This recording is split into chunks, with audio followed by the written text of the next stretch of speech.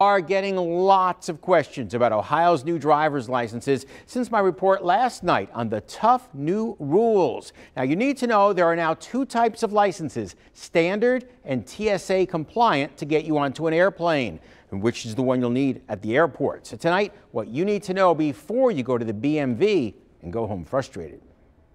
Lines were long at Cincinnati BMV offices for the second day in a row, and making things worse was a lunchtime computer lockup, just adding to Christine McGivern's frustration. She told me that the system was down and it may not be up for another half hour.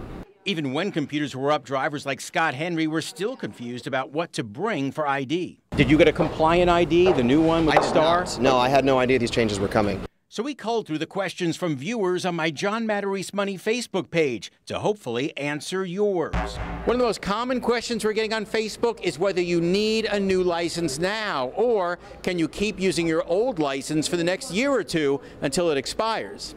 Mackie Price was among them, saying, I just renewed my license last month. Do I have to get a new one? No, your old one can get you on a plane for 2 more years. Ruth Forrester asked, is there an extra charge for a compliant license? No, standard and compliant are both $25, but compliant requires more identification to get, specifically 2 proofs of address and proof of your social security number.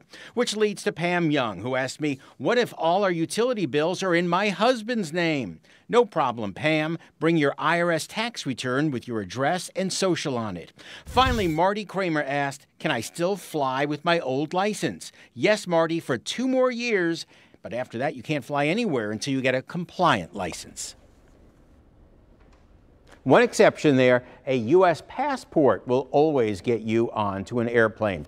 Just know that no matter which license you want, which one of the two, you'll have to wait for it to be mailed to you in 7 to 10 days. You can find much more information about these licenses on WCPO.com and my Facebook page, so you don't waste your money. Chris?